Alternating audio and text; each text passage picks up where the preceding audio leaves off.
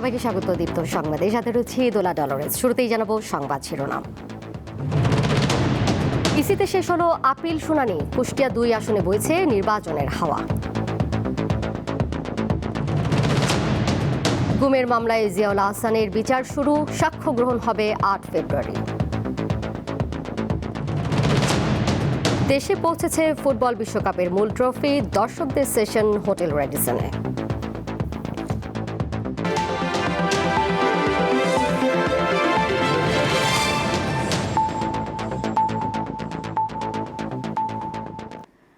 ত্রয়োদশ জাতীয় সংসদ নির্বাচনে রিটার্নিং কর্মকর্তাদের সিদ্ধান্তের বিরুদ্ধে 5ম দিনের আপিল শুনানি শেষ হয়েছে। রাজধানীর আগারগাঁও নির্বাচন কমিশন ভবনে সকাল 10টা থেকে শুরু হওয়া এই শুনানি চলে বিকেল 5টা পর্যন্ত। আপিল দায়েরের ক্রমানুসারে দিনব্যাপী নিষ্পত্তি হয় 281 থেকে 380 নম্বর পর্যন্ত আবেদন। সকালে বাংলাদেশের কমিউনিস্ট পার্টির 4টি আবেদনের মধ্যে সব কটিরই বৈধতা দেয় ইসি। এর আগে যাচাই বাছাই বাদ হয় 723টি মনোনয়নপত্র। এর মধ্যে 645টি আপিলের ওপর শুনানি হয়। প্রার্থীরা লেভেল প্লেইং ফিল্ড নিশ্চিত ও নিরাপত্তা জোরদারের আহ্বান জানান। আমাদের পার্টির যে বর্তমান সাধারণ সম্পাদক এবং সভাপতি সাহেব আছেন, তাদের স্বাক্ষরের মিল পান নাই, কিন্তু আমরা ওই দিনই নির্বাচন অফিসে জানাই, তারা ওই দিনকে সার্ভারে আবার নতুন করে আপডেট দেয়। আজকে আপিলে আমরা বলার আগেই মঞ্জুর করে দিচ্ছেন ওনারা। গোবিন্দগঞ্জে এমন কোনো দিন নাই যে 2-4 জনকে ধরে নিয়ে আসতেছে না, জেলে দিচ্ছে না। এই আতঙ্কের প্রেক্ষিতেই অনেকেই হয়তো বা অস্বীকার করছে, বাড়ি থেকে পালিয়ে গেছেন। আজকে প্রমাণিত হয়েছে যে এটা সবাই এখানে উপস্থিত ছিল এবং তারা স্বীকার করেছে যে সমর্থন তালিকায় তারা স্বাক্ষর করেছে। লেভেল প্লেইং ফিল্ড মাঠে মবের কারণে নষ্ট হচ্ছে। আপনারা দেখবেন যে যখন জমা দিতে গেল প্রার্থীরা, তখন কিন্তু বিভিন্ন জায়গার মধ্যে আমাদের প্রার্থীরা যখন গেল তখন বলা হলো যে ওদেরকে নেওয়া হয়ে যাবে না, বিভিন্নভাবে মব সৃষ্টি করা হলো, যার কারণে এই ভুলগুলা রিটার্নিং কর্মকর্তা ওইভাবে পরীক্ষা করতে পারে নাই। খুব সামান্য ভুলের কারণে, এই মবের কারণে এইগুলা বাতিল করা হয়েছে।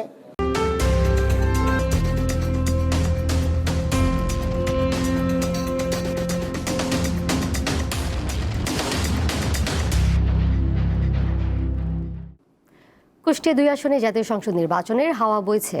মাঠ চষে বেড়াচ্ছেন বিএনপি ও জামায়াতে ইসলামের প্রার্থীরা। বসে নেই অন্যরাও। এই আসনে ভোটারের সংখ্যা 4.5 লাখেরও কিছু বেশি।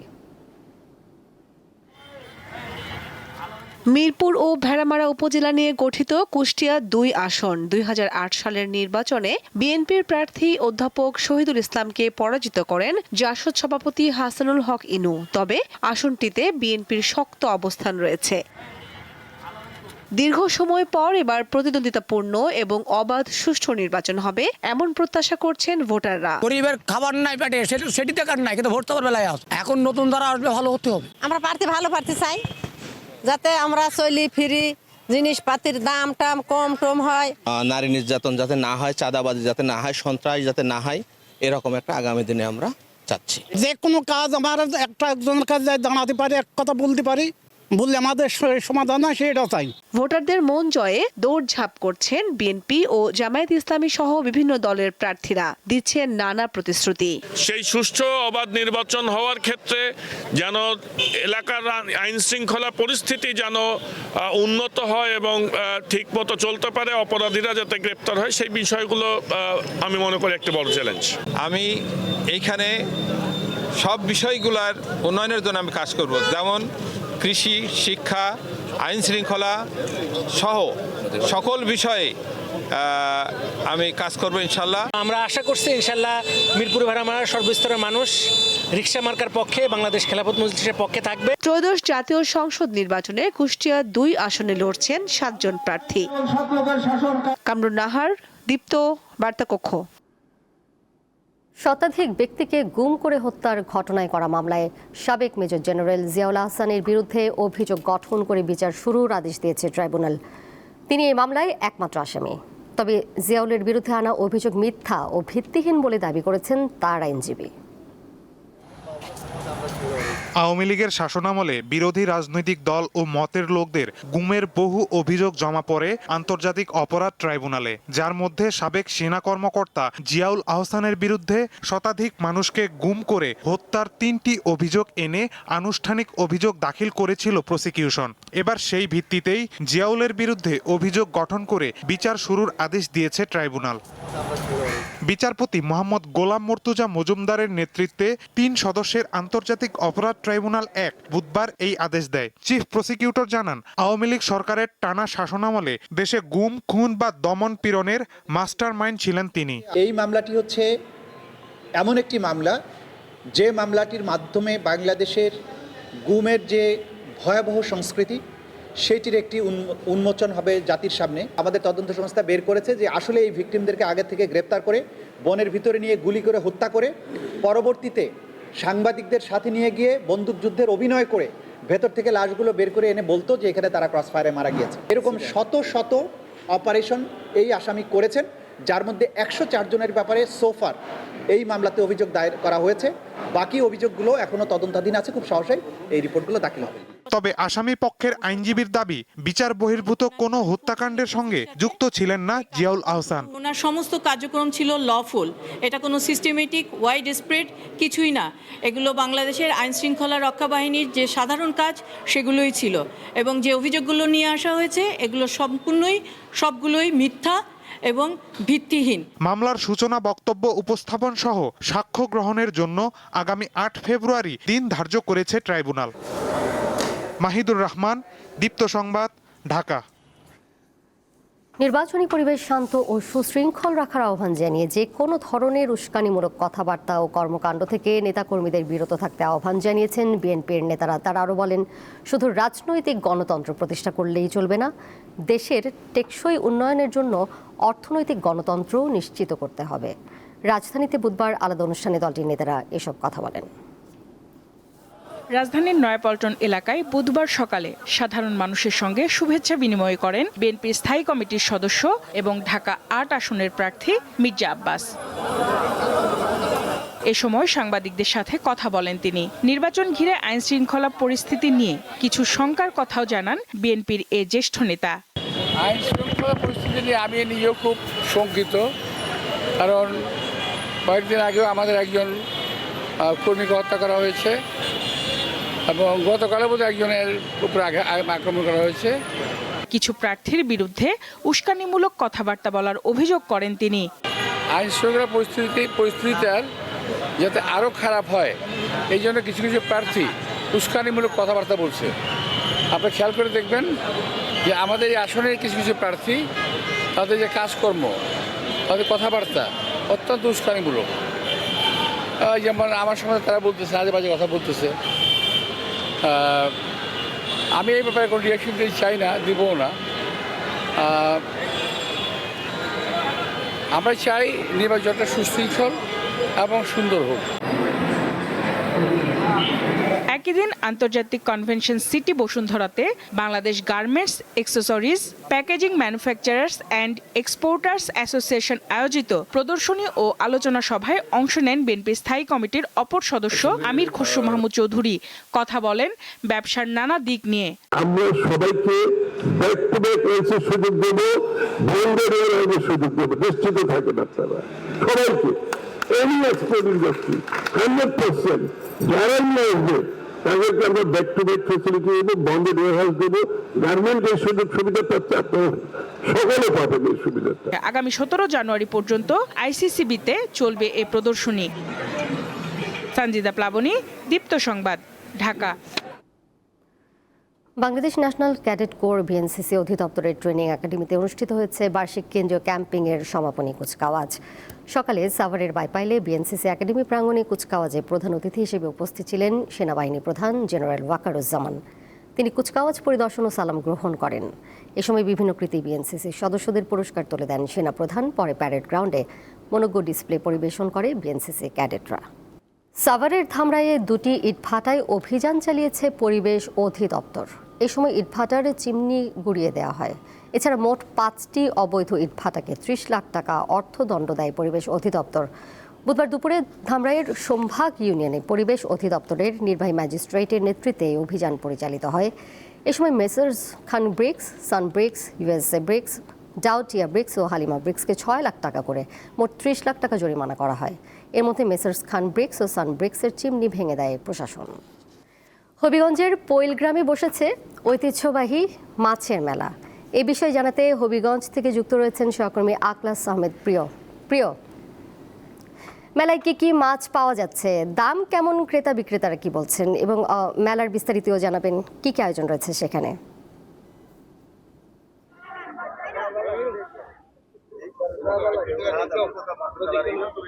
আমি সকাল থেকে অবস্থান করছি হবিগঞ্জ সদর উপজেলার ঐতিহ্যবাহী পৈল মাছের মেলা। বিশেষ করে 200 বছর ধরে এখানে স্থানীয়রা এই মাছের মেলাটির আয়োজন করে থাকেন। আমরা হবিগঞ্জ থেকে স্থানীয় মেলার মাঝে ঘুরে ঘুরে কিন্তু তারা যে মেলার মাছ দেখছেন তারা মেলায় ভিড় করেছেন। বিশেষ করে এখানে ব্রিটিশ বিরোধী বাগী নেতা বিপিন চন্দ্র পালের জন্মভূমি এই মেলাকে ঘিরে মানুষ এটাকে একটি উৎসব হিসাবে দেখেন। প্রতি বছরই এই মেলা আয়োজন করা হয়। বিশেষ করে হবিগঞ্জ জেলার বিভিন্ন হাওর থেকে দেশীয় বড় বড় ধরনের আকৃতির মাছ এই মেলায় নিয়ে আসা হয়। বিশেষ করে আমরা এসে মেলা এখানে দেখেছি যে বিকেলের দিকে মেলা আসলে অনেকটাই জমজমাট হয়ে উঠেছে। একটি সাধারণ এলাকাবাসীর মাঝে এই মেলায় পরিণত হয়েছে। এই মেলায় কিন্তু কুশিয়ারা এবং বিভিন্ন হাওর থেকে কিন্তু ব্যবসায়ীরা এখানে মাছ নিয়ে এসেছেন। এখানে আমরা দেখেছি বড় বড় ধরনের কয়েকটি মাছ এখানে এসেছে, বাগান, কাঠ এবং আপনার অনেক ধরনের কয়েকটি মাছ এখানে এসেছে। একটি মাছ এখানে আমরা আপনাদেরকে দেখানোর চেষ্টা করছি। এই যে 120 কেজি ওজনের এই বাগাই মাছটি এখানে যে ব্যবসায়ী তিনি আমাদের জানিয়েছেন এটি হলো কুশিয়ারা নদী থেকে মাছটি নিয়ে এসেছেন। মাছটির ওজন 120 কেজি। মাছটির দাম চাচ্ছেন মূলত তিনি 2.5 লাখ টাকা। এই মাছটিকে দেখতে কিন্তু এখানে আমরা দেখেছি অনেক দর্শনার্থীরা কিন্তু ভিড় করছেন। মেলার এই মাছটি কিন্তু প্রধান আকর্ষণ। এছাড়াও এই মেলায় কিন্তু আরো বিভিন্ন ধরনের মাছ আমরা দেখেছি যে দেশীয় প্রকৃতির অনেক মাছ মেলায় নিয়ে আসা হয়েছে।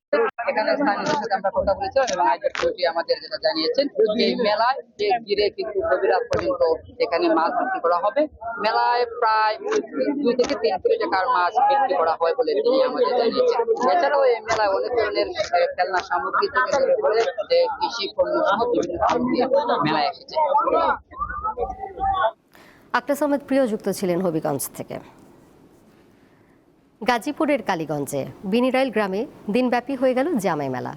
বড় আকর্ষণ ছিল বড় মাছ কিনতে জামাই শ্বশুরের প্রতিযোগিতা। এই দিনটির জন্য সারা বছর অপেক্ষায় থাকেন স্থানীয়রা। জামাইরা তাদের শ্বশুরবাড়িতে যাওয়ার সময় বড় মাছ কেনেন, শ্বশুররাও কেনেন বড় বড় মাছ। এ এক অন্য রকমের আনন্দ। এই আনন্দকে উপলক্ষ করে কালীগঞ্জের বিলিরাই গ্রামে প্রতি বছর অগ্রহায়ণে ধান কাটা শেষে পৌষ সংক্রান্তিতে বসে এই মেলা। সামুদ্রিক বড় বড় মাছের পাশাপাশি এখানে দেশীয় নানা জাতের মাছও বিক্রি হয়। শাপলা পাতা মাছ এটা নিয়ে আসছি চট্টগ্রাম ফিশারি ঘাট থেকে। এটা আছে 102 কেজি ওজন। গত বছর 10 লাখ টাকার মাল আনছি, এবার মাছের দাম বাড়তে থাকো না 6 লাখ টাকার আনছি। কোনো দোকানি বড় মাছ মাথায় তুলে জানান দেন মেলার বড় মাছটি তিনি এনেছেন।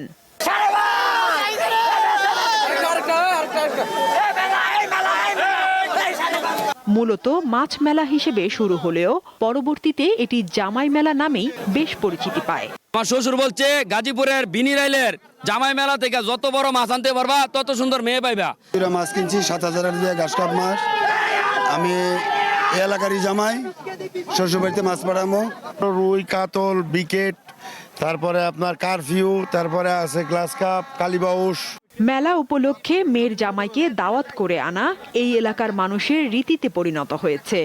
আমরা 3টা ফ্রেন্ড আসছি এখানে, আমাদের 3জনই আশেপাশে বিয়ে করেছি, 3টাই জামাই। যখন আসলাম এখানে দেখি যে আমি আমার চাইল্ডহুড মেমোরিজগুলো খুঁজে পাচ্ছি। যখন ছোট ছিলাম তখন আমি এমন ভিলেজ ফেয়ারে যেতাম। আয়োজকরা জানান ব্রিটিশ আমল থেকে আয়োজন করে আসা এই মেলার বয়স 250 বছর ছাড়িয়েছে, তাই বেড়েছে মেলার পরিধিও। কোটি কোটি টাকার বেচাকিনি হয় একদিনের মেলায়। আমরা কোনোদিনই 1 টাকা চাঁদা নেই নাই, নিবও না। কেউ যদি নেয় ওদের আইনানুগ ব্যবস্থা নিবো আমরা।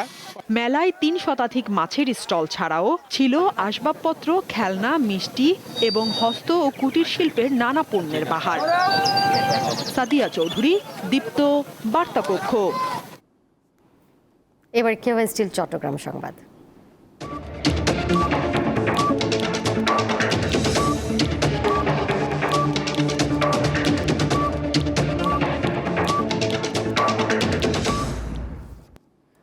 নির্বাচনে কেউ বিশৃঙ্খলা সৃষ্টি করতে পারবে না বলে মন্তব্য করেছেন স্বরাষ্ট্র উপদেষ্টা জাহাঙ্গীর আলম চৌধুরী। সকালে সাতকানিয়ায় বর্ডার গার্ড বাংলাদেশ বিজিবির ১০৪তম রিক্রুট ব্যাচের প্রশিক্ষণ সমাপনী কুচকাওয়াজ শেষে সাংবাদিকদের প্রশ্নের জবাবে তিনি এমন মন্তব্য করেন। স্বরাষ্ট্র উপদেষ্টা জানান, নির্বাচনে যারা বিশৃঙ্খলা সৃষ্টি করবে তাদের জন্য ফোর্সের সংখ্যা বাড়ানো হয়েছে। ত্রয়োদশ জাতীয় সংসদ নির্বাচনে ৮,৯৭,১১৭ জন আইনশৃঙ্খলা বাহিনীর সদস্য দায়িত্ব পালন করবেন। একই সঙ্গে আইনশৃঙ্খলা রক্ষায় বিজিবির ৩৭,৪৫৩ জন দায়িত্ব পালন করবে বলে জানিয়েছেন স্বরাষ্ট্র উপদেষ্টা। অলরেডি বাহিনী মোতায়েন আছে। সীমান্ত দিয়া যদি কেউ কোনো রকমে কোনো কিছু সৃষ্টি করতে চায়, কাউকেই ছাড় দেওয়া হবে না।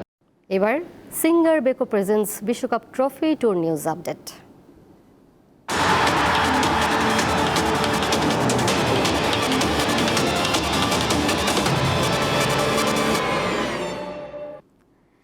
বাংলাদেশে চলে এলো ফিফা ফুটবল বিশ্বকাপের মূল ট্রফি। সকাল 10টার দিকে ঢাকার মাটিতে এসে পৌঁছায় সোনালী ট্রফিটি। বিমানবন্দরে কিছু আনুষ্ঠানিকতার পর ট্রফিটি হোটেল রেডিসনে নিয়ে যাওয়া হয়। শুধুমাত্র নির্বাচিত দর্শকদের জন্য ট্রফি নিয়ে সেশনের ব্যবস্থা রাখা হয়েছে। এই সফরে ট্রফির সঙ্গে এসেছেন ব্রাজিলের বিশ্বকাপ জয়ী সাবেক ডিফেন্সিভ মিডফিল্ডার গিলবার্তো সিলভা। এবার বাংলাদেশ সহ 30টি দেশের 75টি স্থানে প্রদর্শিত হচ্ছে বিশ্বকাপ ট্রফি। 2026 সালের ফিফা বিশ্বকাপ হতে যাচ্ছে যৌথভাবে কানাডা, মেক্সিকো, যুক্তরাষ্ট্রে। এর আগে বাংলাদেশে 2002, 2013 ও 2022 সালে বিশ্বকাপ ট্রফি এসেছিল। My first time seeing the World Cup trophy, so আমার খুব ভালো লাগছে। আমি তো মনে করছি ট্রফি একটু ছোট, বাট এটা আসলে অনেক বড়। আর জিজ্ঞেস করছি মানে ওয়েট কেমন, সো অলমোস্ট 60 কেজি পিওর গোল। সো এক্সপিরিয়েন্স খুব ভালো ছিল, আর আমি একটু মানে স্টারস্ট্রাক ছিলাম। Not only we are very lucky, I think এটা আমাদের ফ্যানদের অর্জন আমি মনে করি, because not only back to back দুবার এসছে, এর আগেও কিন্তু আগে এসছে, this is the third time এসছে। আরেকটা স্ট্যাটিস্টিক দিতে চাই, গত 20 বছর ধরে এই ট্রফি ট্যুর হচ্ছে। এই 20 বছরে কিন্তু আউট অফ 200 অলমোস্ট 10 মেম্বার্স 180টা দেশে ট্রফি গিয়েছে। সো এই 180টা দেশের মধ্যে কিন্তু বাংলাদেশ আছে, কিন্তু এই বাংলাদেশ কিন্তু 3বার অলরেডি পেয়েছে। সো ডেফিনেটলি, এবং এবছর 30টা দেশে যাচ্ছে। এবছর কিন্তু কোকের একটি বিশেষ বছর, this is the 20th year celebration. So সেই 20তম বছর সেলিব্রেশনও তারা বাংলাদেশকে রেখেছে। সো আমি বিশ্বাস করি এবং আমি মনে করি এটা আমার বাংলাদেশের ফুটবল ফ্যান যারা, তাদের অর্জন। এ বিষয়ে আরও জানবো হোটেল রেডিসন ব্লু থেকে এই মুহূর্তে সরাসরি যুক্ত রয়েছেন সহকর্মী মোহাম্মদ হাসিব। ট্রফিটি ঘিরে তো অনেকেরই আগ্রহ রয়েছে, কিন্তু শুধুমাত্র নির্বাচিত দর্শকরাই এটি দেখার সুযোগ পাচ্ছেন। সাধারণ মানুষের এই ট্রফি দেখার সুযোগ থেকে যে বঞ্চিত হচ্ছেন, এটি নিয়ে সংশ্লিষ্টরা কি বলছেন?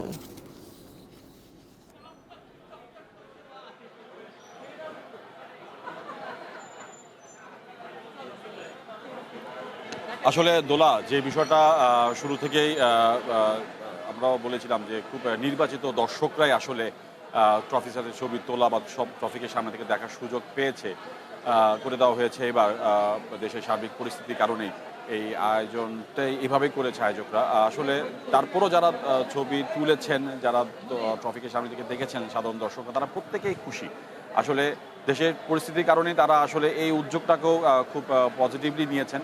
তাদের কারোর মধ্যে কোনো আক্ষেপ নেই। হ্যাঁ, এরপর একটা বিষয় থেকে যায় যে ক্যাম্পিংটা থাকে, সেই ক্যাম্পিংয়ে আসলে অনেকে অবগত ছিলেন না, যার ফলে অনেকেই না জানতে পেরে বা না বুঝতে পেরে জিনিসটা ভালোভাবে অনেকে একটু নেগেটিভ কথা বলেছেন ঠিক, কিন্তু তারপরও যারা এসেছেন তারা কিন্তু আসলে খুব স্বতঃস্ফূর্তভাবেই এবং সুশৃঙ্খলভাবে আসলে এই ট্রফিতে ছবি তুলতে পেরেছে এবং তোলার পর তারা বেশ আনন্দিত, এমনটাই আসলে গণমাধ্যমের সামনে তারা বলেছে যে কজন এসেছেন বা যারা এসেছেন। তবে একটা বিষয় হচ্ছে যে শুরু থেকে আসলে খুবই যারা ভিআইপি তাদেরকে আসলে বেশি প্রায়োরিটি দেওয়া হয়েছিল, যার ফলে দুপুর 2:30টা থেকে শুরু হলেও মূলত 3:30 থেকে আসলে দর্শকদের জন্য উন্মুক্ত করে দেওয়া হয়। এরপর গণমাধ্যমের জন্য খুবই অল্প সময় ছবি তোলার সুযোগ দেওয়া হয় এবং ছবি তোলা বা ছবি নেওয়ার ব্যাপারটা খুবই গণমাধ্যমের জন্য খুবই অল্প সময়ের জন্য ছিল।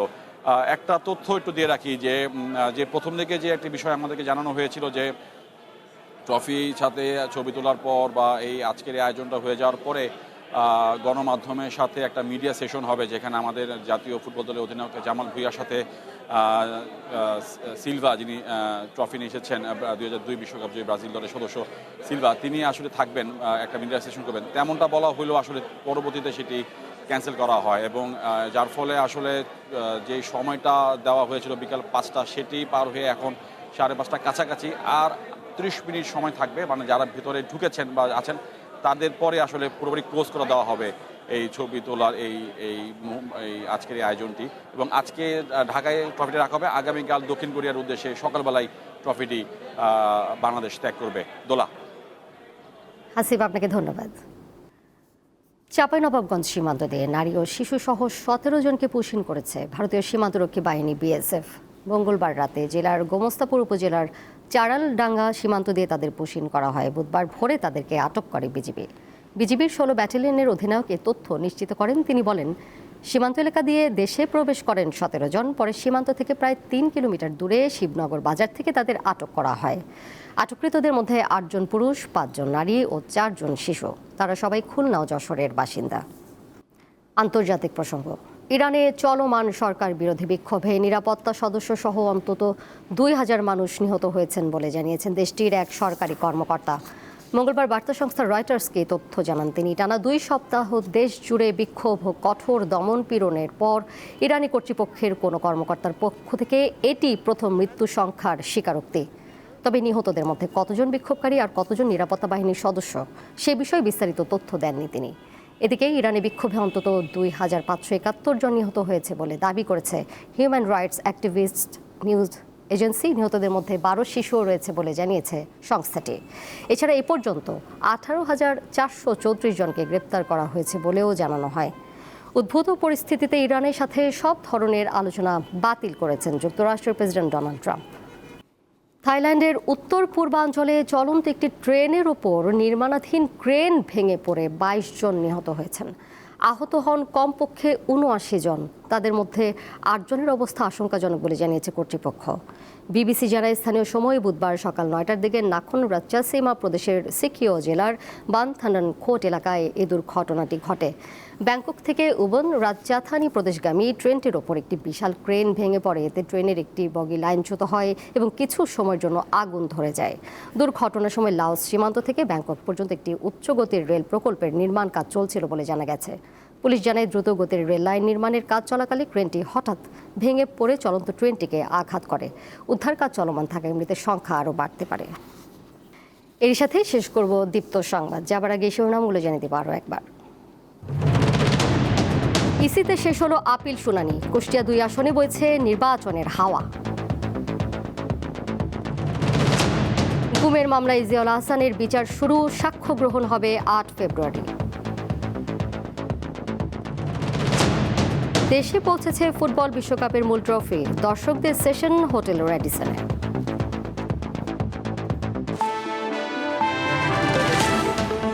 এই ছিল এখনকার মতো। পরের সংবাদ দেখবেন সন্ধ্যা 6:40 এছাড়াও আরও তথ্য এবং বিনোদনের নানা খবর জানতে যুক্ত থাকুন দীপ্ত ডিজিটাল প্ল্যাটফর্মে। ধন্যবাদ সবাইকে এতক্ষণ সাথে থাকার জন্য।